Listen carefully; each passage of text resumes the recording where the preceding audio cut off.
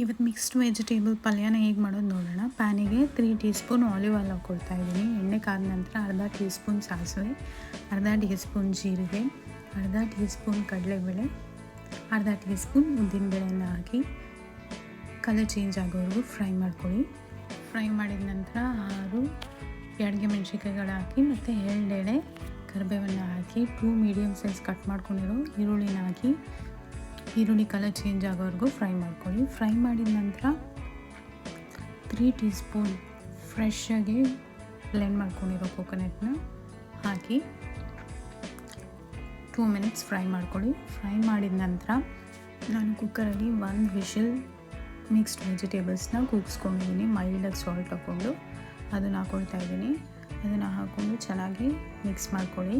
Mix ಮಾಡಿದ ನಂತರ ಅರ್ಧ ಟೀ ಸ್ಪೂನ್ ಪಿಂಕ್ ಸಾಲ್ಟ್ ಹಾಕಿ ಮತ್ತೆ ಮಿಕ್ಸ್ ಮಾಡಿ.